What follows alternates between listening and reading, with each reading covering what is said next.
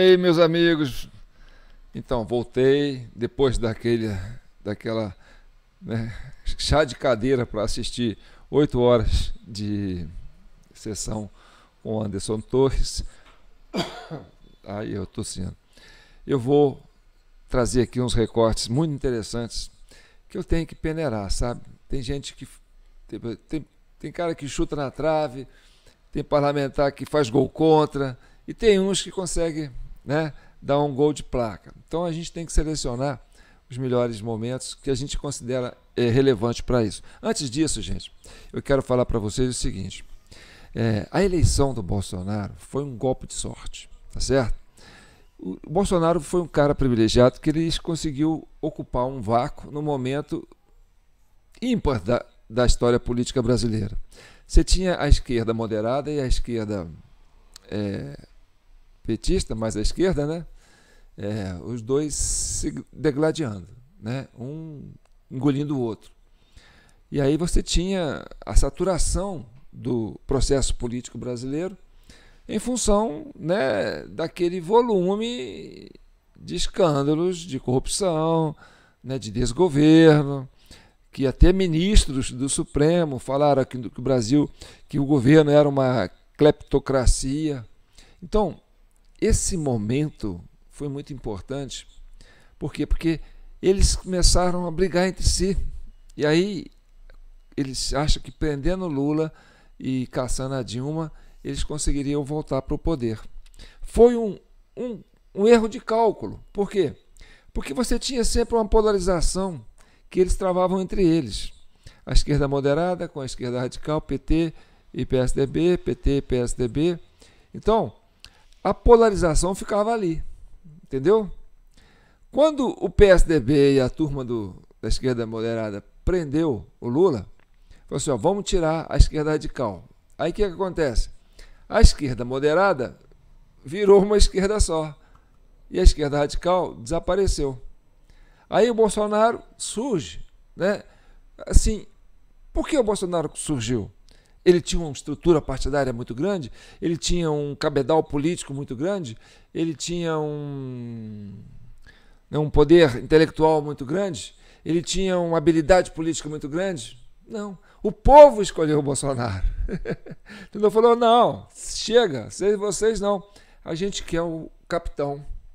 Então, quem carregou o capitão durante a campanha foi o povo brasileiro.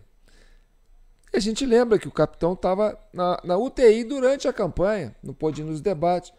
Então, quem carregou o Bolsonaro no colo foi o povo brasileiro. A maioria do povo brasileiro que elegeu o Bolsonaro. Entendeu? Então é importante a gente ter esse destaque. Não é contra o Bolsonaro que essa turma está batendo. Não é contra esse sistema todo, né, que metralha o Bolsonaro. Não é o Bolsonaro o alvo. O alvo é a maioria da população brasileira. Essa população que acordou, falou: chega desse teatro de tesouras que eles falam aí, né? Dessa polarização tupiniquim, que na verdade vocês estão tudo comendo no mesmo pote, né? PT, PSDB, isso aí é uma jogadinha de companheiros entre vocês, a gente sabia disso. Aí o povo cansou, falou: não, vamos pegar o Bolsonaro. Então, nunca foi pelo Bolsonaro, nunca foi contra o Bolsonaro. Esse sistema político que está aí podre, por quê? Porque aquelas mentes que lideraram o movimento depois do regime militar, a maioria já ficaram idosos, já estão caquinhos, alguns morreram, entendeu? Outros já estão, né, andando de cadeira de roda. Então, essa geração envelheceu. E alguns que não eram tão velhos assim, desatualizaram. Entendeu? Estão velhos assim, mentalmente, tecnologicamente. E o quê? O Lula ainda é aquele dinossauro, aquele resíduo daquela época, né? É da época do Sarney, é da época do Fernando Collor, é da época do Fernando Henrique Cardoso, entendeu? Delfim Neto. Então também já é um homem que está no fim, já está em processo de decadência. Tanto que você vê que ele fica aí metendo os pés pelas mãos, só fala besteira. Mas aí acharam, tem que trazer ele de volta. Por quê? Porque eles perderam o controle do Brasil. E é isso que é importante. Então, o 8 de janeiro não foi contra Bolsonaro. Ninguém quer saber de Bolsonaro. Eles querem prender o povo brasileiro, que descobriu como é que é esse esquema. Descobriu como é que funciona o processo eleitoral. Entendeu? Amadureceu. Então, vamos entrar nos recortes que eu fiz aqui, porque esse vídeo ficou grande. O recorte ficou grande, né? É muita coisa boa. E eu vou ver se eu vou parando aos pouquinhos para pontuar com vocês, tá certo? Mas antes, gente, não esqueça, essa é a comissão 69, esse vídeo 69, é um número sugestivo aí. Doe qualquer valor, pix, jpnoticias@gmail.com. Olha, eu estou percebendo que tem coisas que estão acontecendo, entendeu? Que foi plantado aqui na CCI. E já está começando a ter ressonância lá no Congresso. E tá dando ressonância também nos governos estaduais, né? Aqui do Sul, do Sudeste, do Centro-Oeste, entendeu? Então, eu já consigo perceber que a gente está, como se diz assim, dando uma baliza, né, para os fatos que estão acontecendo. Então, não se esqueçam, não desistam da CCI. Ela hoje é um instrumento de vanguarda, tá certo? A gente está um pouco na frente, não tem importância, mas eles vão acompanhar. E está chegando, eles estão chegando lá, entendeu? A urna eletrônica já está no radar da CPMI, tá certo? Vocês vão ver isso. Então vamos lá, vamos entrar nos pormenores para a gente entender.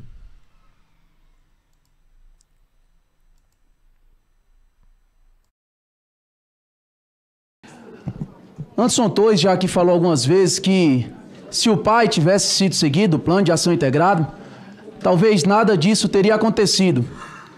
E aqui alguns falam, foi assinado, quando foi elaborado, mas até agora, pelo menos publicamente, ainda ninguém ficou ciente do que diz esse plano de ação integrado. Então, queria dar a oportunidade do nosso depoente Anderson Torres aqui falar, ou pelo menos resumir o que está no escopo desse plano de ação integrado, para que o povo brasileiro possa saber qual era a determinação do então secretário de Segurança Pública do Distrito Federal. Em rápidas palavras, eu vou entregar uma cópia para todos os senhores, eu acho muito importante. Em rápidas palavras, esse protocolo previa o fechamento da esplanada dos ministérios para veículos, previa o isolamento da Praça dos Três Poderes, isso acho que talvez seja uma das medidas mais importantes do plano, previa aumento do policiamento, onde ficam os tanques de combustível aqui do Distrito Federal, previa que os ônibus que chegassem ao Distrito Federal deveriam ser estacionados lá na Granja do Torto, que é extremamente longe. Enfim, eram várias missões para os diversos órgãos, dentre eles o Supremo, o Congresso, cada um tinha uma missão. Cada um que participou daquela reunião saiu de lá com uma missão. A Polícia Militar protegeu toda a esplanada dos ministérios, com acesso aos prédios, enfim. O PAI ele é muito extenso e ele é muito robusto. Quando eu falo que não teria acontecido o 8 de janeiro se o PAI tivesse sido cumprido à risca, é exatamente por isso, porque ele é extremamente robusto, ele serviria para qualquer tipo de manifestação, qualquer número de pessoas que viessem ao Distrito Federal. E infelizmente, eu entreguei as minhas vias aqui para os parlamentares e estou sem. Eu gostaria de ler para o senhor ter noção do que eu estou falando.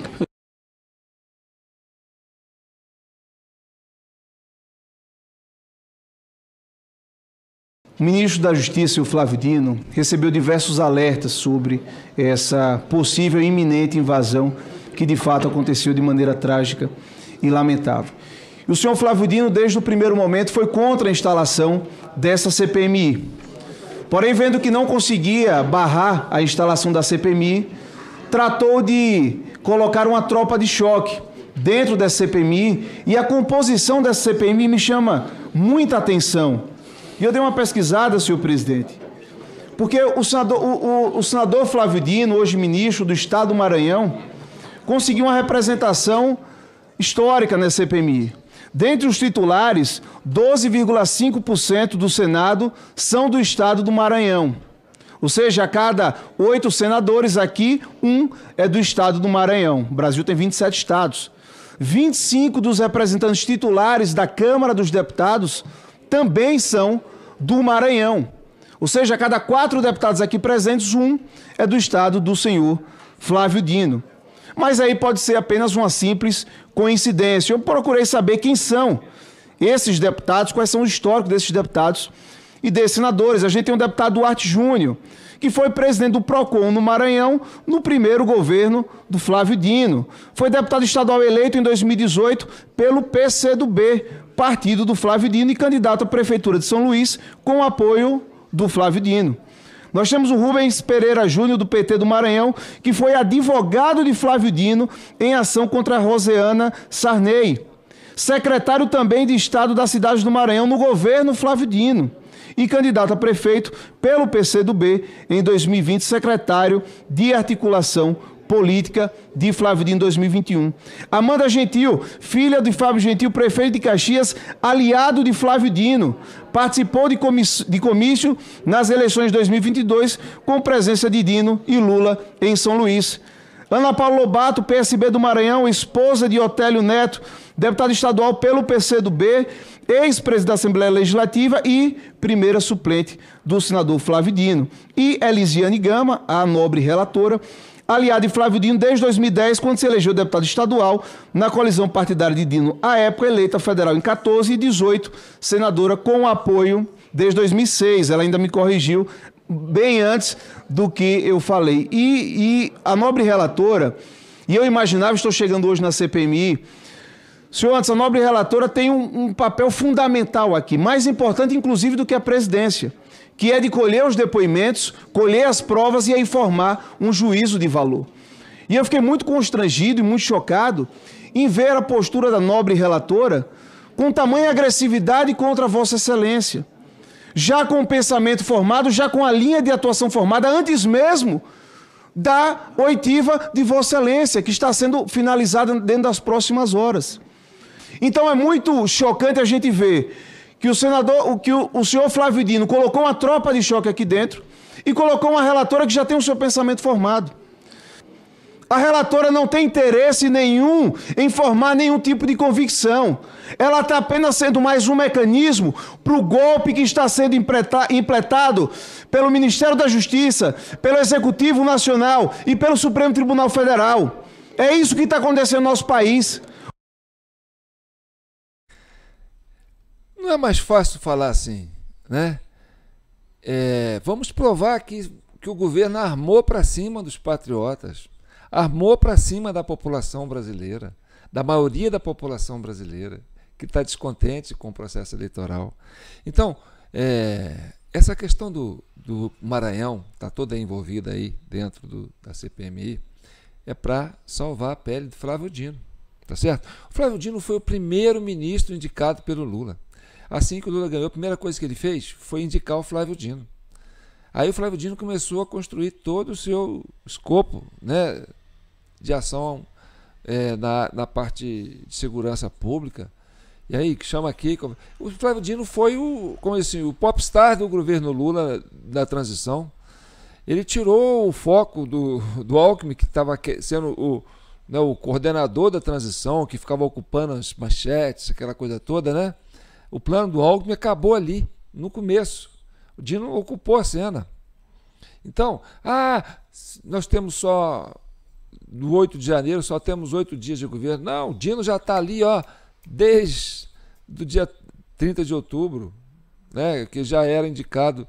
Ele foi indicado, foi o primeiro a ser indicado, já começou a armar o sistema de segurança dele. E eu falava, quem for atrás vocês vão ver, né? O calcanhar de Aquiles do governo Lula vai ser no setor de segurança, ali que ele vai esbarrar.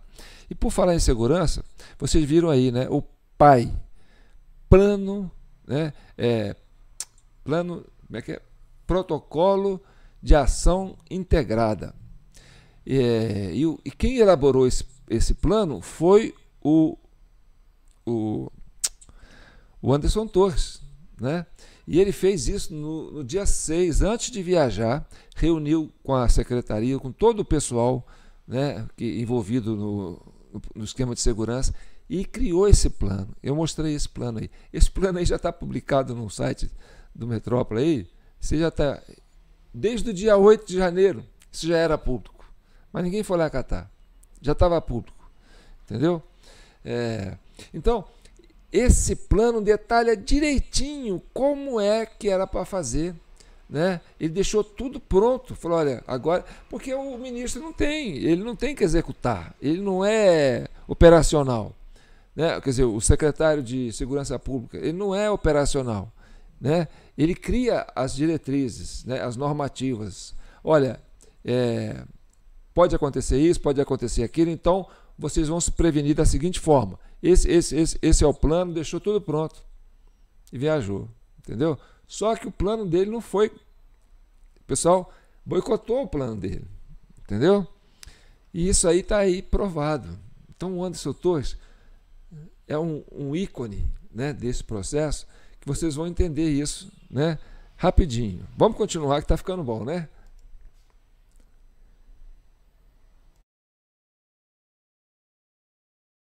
A prisão de Anderson Torres, para mim, teve um objetivo: afastá-lo da condução das investigações do dia 8, porque ele era o secretário de Segurança, quem conduziria as investigações era ele.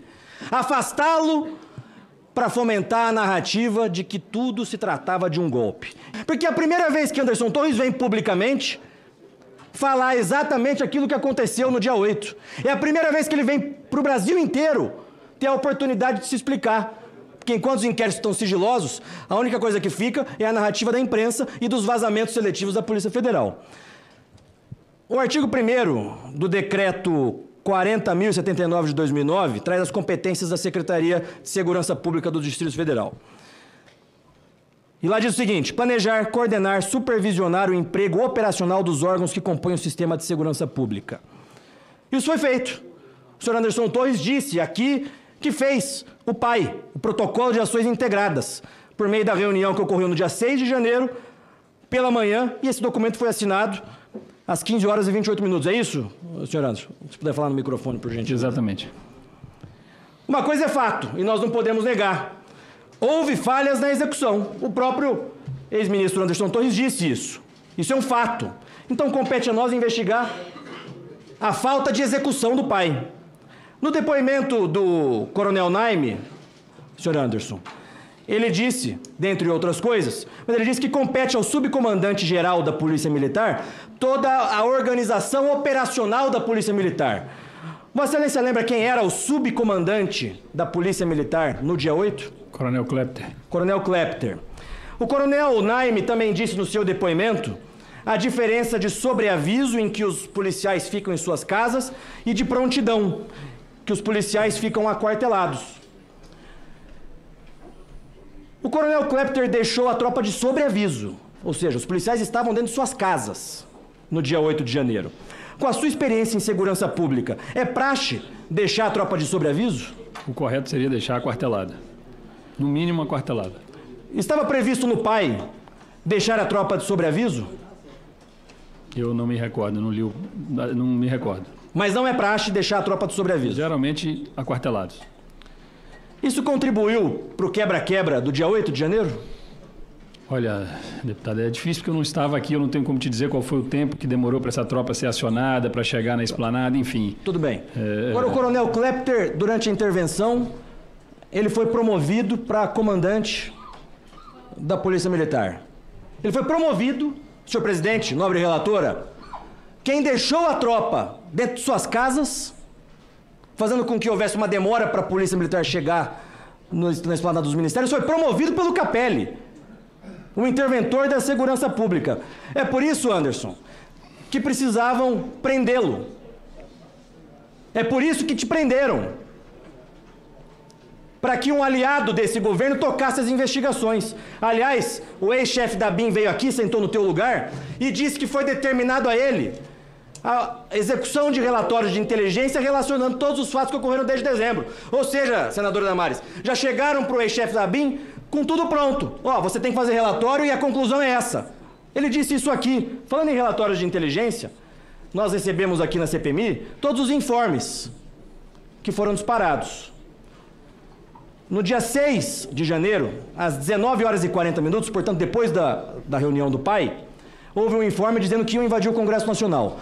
O ex-chefe da ABIN não disparou essa mensagem para os representantes do Congresso Nacional, mas ele disparou para o representante do Ministério da Justiça e para o ministro do GSI.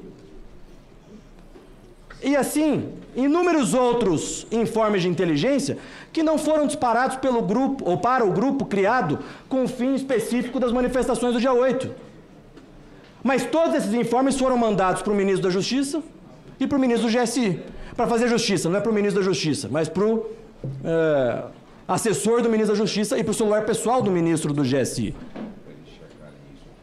Então houve uma seletividade no encaminhamento das mensagens contendo os alertas de inteligência. E aí a mídia fez um alarde todo, senador Espírito Homem, quando prenderam o Anderson Torres, dizendo que ele está com a minuta do golpe. Mas a minuta está no Google desde o dia 12 de dezembro. O dia 8 de janeiro se tratou de uma grande narrativa que esse governo criou para se beneficiar politicamente. A ABIN disse que os relatórios já foram produzidos com uma conclusão específica. O Capelli, ele simplesmente promoveu quem deixou os policiais em casa. E o líder do governo, o senador Randolfo Rodrigues, que infelizmente não se faz presente, ele protocolou no dia 8 de janeiro, às 18 horas e 36 minutos. Estava um quebra geral, 18 horas e 36 minutos. Mas o auto-intitulado Procurador-Geral da República, o senador Randolfo Rodrigues, ele já tinha as conclusões daquilo que tinha acontecido no dia 8, porque ele protocolou para o ministro Alexandre de Moraes o pedido de afastamento de Anderson Torres e de prisão dos responsáveis. Está aqui. Foi isso que te levou para a prisão. Pedido do autoproclamado Randolfo Rodrigues.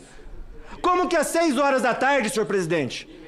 Como que às 6 horas da tarde ele já tinha uma conclusão pré-determinada? Portanto, foi preciso criar uma narrativa, foi preciso prender Anderson Torres, para que o interventor Capelli assumisse, para que a narrativa fosse criada através dos relatórios da ABIN, e isso está cada vez mais claro. A relatora não vai poder simplesmente esquecer desses fatos no seu relatório. Rapidamente, apenas para falar sobre o voto impresso, eu defendo o voto impresso, eu fui o relator do voto impresso. Aliás, a deputada Jandira votou para a derrubada do veto da presidente Dilma Rousseff para instituir o voto impresso. Resumindo, tudo que ele falou, armaram para cima dos patriotas do QG, armaram para cima da sociedade brasileira, armaram para cima da maioria da população brasileira que não concordou com o processo eleitoral. E com razão. E essa armação tem um sentido, né? Evitar que a população questione o processo eleitoral, evitar que a população identifique a fraude que aconteceu no processo eleitoral. Identificar, por exemplo, a presença do mesário pianista no Nordeste e esparramado por várias partes do Brasil, mas com ênfase no Nordeste, entendeu? Então, é uma questão de tempo eles falarem isso. Vocês armaram para cima dos patriotas do QG. Tá certo? E isso está levando o quê? Está aproximando o pessoal da urna eletrônica. Você já viu? A hora que você percebe que já não tem mais como sustentar essas narrativas, porque o Capelli promover o coronel Klepter, o subcomandante lá da Polícia Militar de Brasília, porque é o cara que foi o responsável, entendeu? Para as coisas acontecerem, e foi o cara promovido. E ainda tem uma questão também que envolve, né, o comando do Planalto. E aí já cai na esfera do Exército. Tem a coisa da Guarda Nacional, que ainda vai pegar essa turma de jeito, entendeu? Então já está desmascarado. Não tem como segurar essa narrativa. Esquece. Bolsonaro não é o alvo. O alvo é a sociedade brasileira. O que eles querem é calar a sociedade brasileira. Entendeu? Não é o Bolsonaro. Bolsonaro não fala nada desde 30 de outubro. Não é o Bolsonaro que está agindo. É a sociedade brasileira. É o Congresso, é o Parlamento. É a democracia. Entendeu? Então vamos lá. E olha, continuo lembrando, hein? No finalzinho, não dá uma paradinha aí, manda um pix aí para a gente, que a gente está no limite aqui para poder continuar com o nosso trabalho. Então vamos lá. Agora vou falar para vocês por que nós estamos chegando no mesário pianista, tá certo? Hoje de manhã começou a circular uma notícia que o ex-diretor da Polícia Rodoviária Federal foi preso novamente, tá certo? Quem é esse ex-diretor? Aquele Silvinei Vasques, o responsável pelas blitz no Nordeste. Para o quê? Para diminuir a presença do eleitor, para diminuir a votação do Bolsonaro e dar margem para o mesário pianista poder fazer o serviço dele e aumentar a votação do Lula. Essa é a narrativa que nós estamos sustentando há muito tempo. E a prisão dele agora leva a esse raciocínio. Mas vamos lá, vocês vão acompanhar essa matéria aqui agora.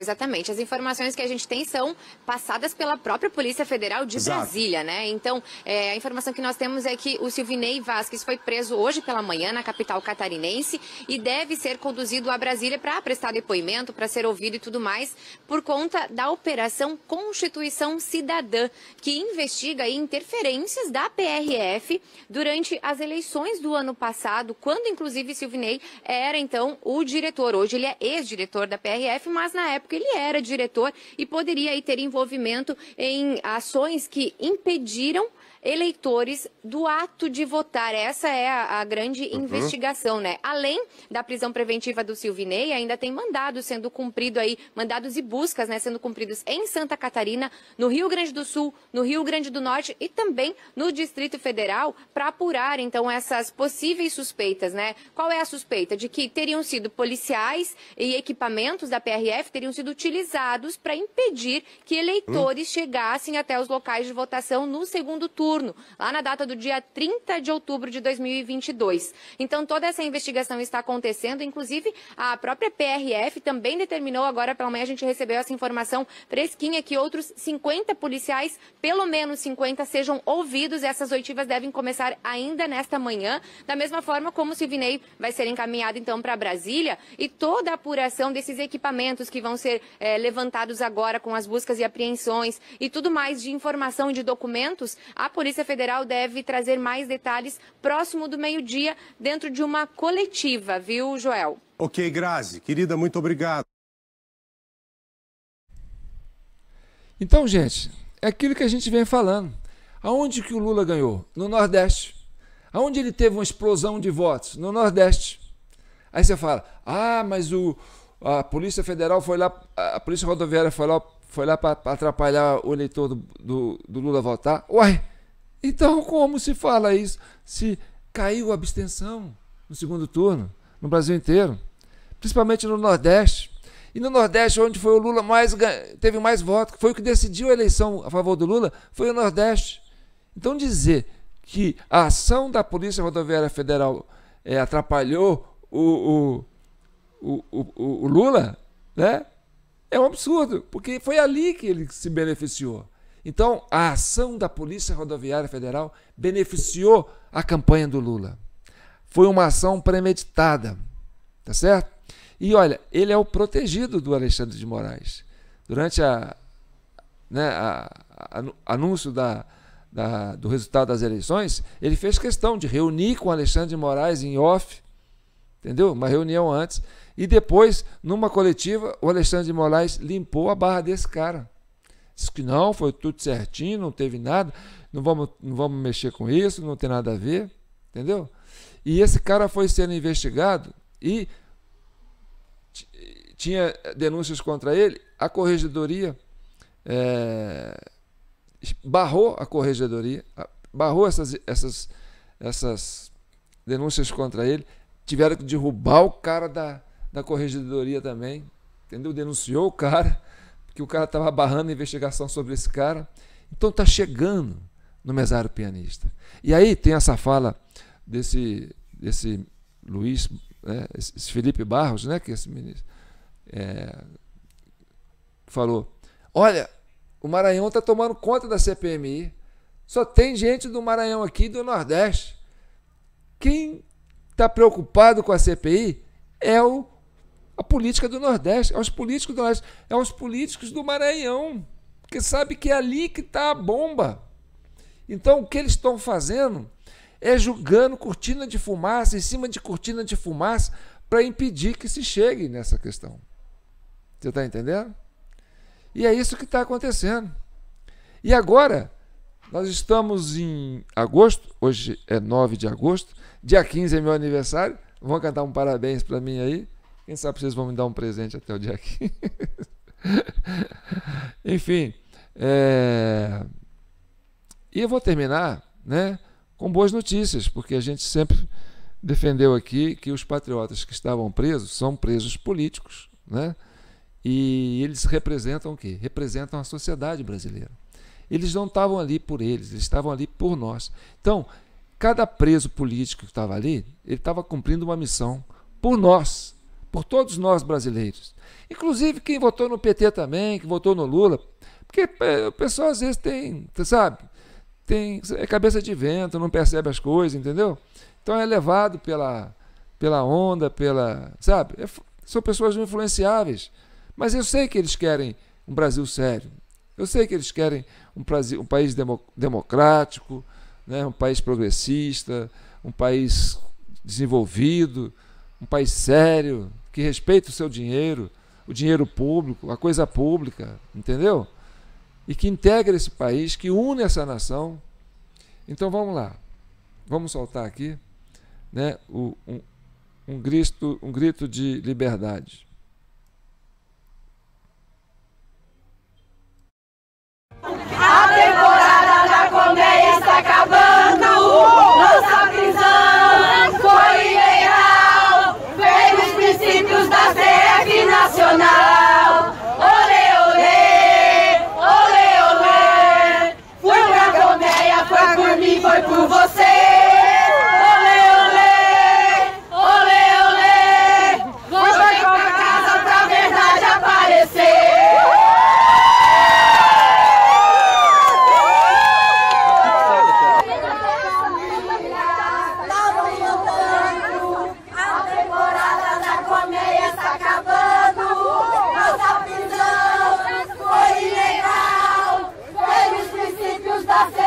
Nacional. Olê, olê, olê, olê, fui pra colmeia, foi por mim, foi por você. Olê, olê, olê, voltei pra casa pra verdade aparecer. Parabéns,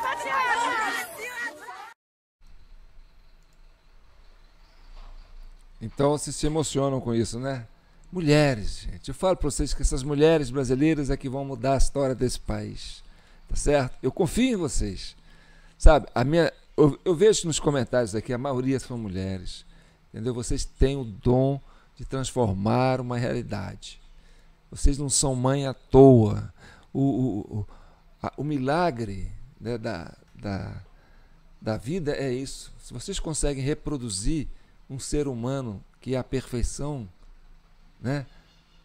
Que é uma perfeição, uma máquina perfeita, vocês é que transformam a humanidade. Sempre foi, sempre vai ser, entendeu? Os homens são brutos, são guerreiros, são combatentes, mas quem tem o feeling, sabe, é a mãe, é a mulher, é a esposa. É ali que está a balança, o contraponto, a sensatez.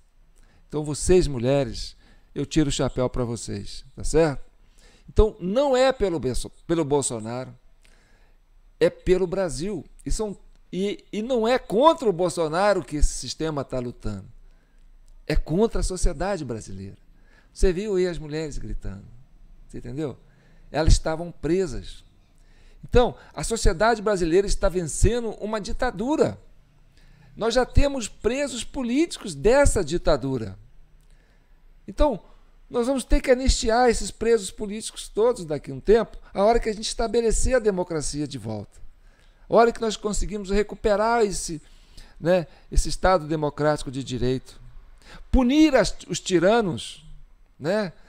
A esquerda já tem o seu general Dutra, né? Moraes pode até ser classificado como um general Dutra. Ah, era o cara que impôs a ditadura, é o cara que prendeu todo mundo de forma ilegal.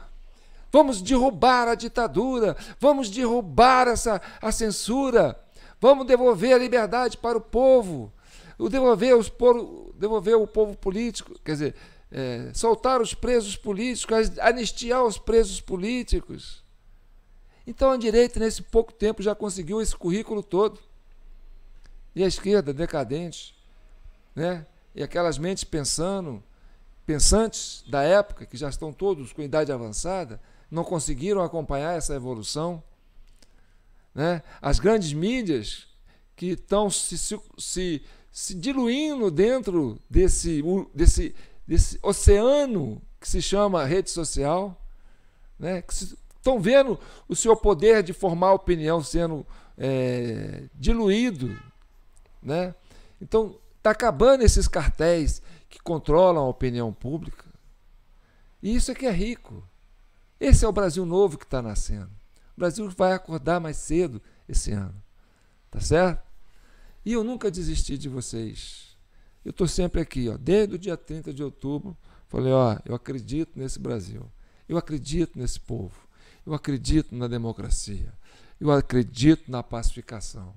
Eu acredito na verdade. Eu acredito em Deus. E eu acredito na padroeira do Brasil, a Nossa Senhora. E que o manto de Nossa Senhora continue protegendo todas as famílias brasileiras que votaram na esquerda, que votaram na direita.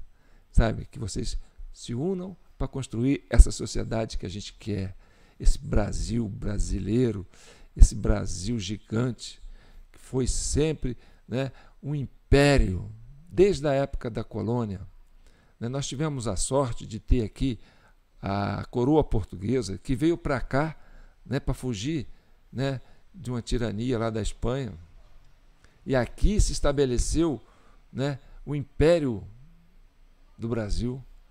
Então, nós fomos colonizados de uma certa forma, diferente das colônias espanholas, né, que foram colonizadas, mas que não teve a coroa espanhola aqui, né, para sentir o gosto da terra, beber da água e do ar, e comer da comida, e sentir o calor humano, né, dessa terra maravilhosa.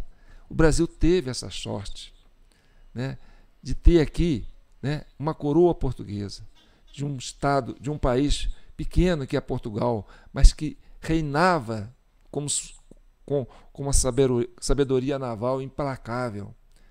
Era um país que tinha, né, uma intelectualidade, que tinha uma habilidade política muito grande, que não se envolveu naquelas guerras absurdas, entendeu? Conseguiu se preservar e conseguiu segurar esse continente que se chama Brasil, desse tamanho, enorme. Que herança boa que nós ganhamos da colônia portuguesa. E então a gente tem que valorizar isso. Eles querem a nossa Amazônia, porque ela ainda não está toda ocupada, mas nós estamos com ela. Ela é nossa. Vamos cuidar dela para o mundo, mas principalmente para nós brasileiros. Tá certo? Então fiquem com Deus e que o manto de Nossa Senhora abençoe todos vocês. Espero que tenham gostado, tá? Para vocês que são do mês de agosto, parabéns, tá certo? E tamo aí. Não esqueçam dos nossos Pix, porque eu estou por conta de vocês, gente. Meditar gasta mais tempo do que vocês pensam, tá certo? Então tá bom. Até logo.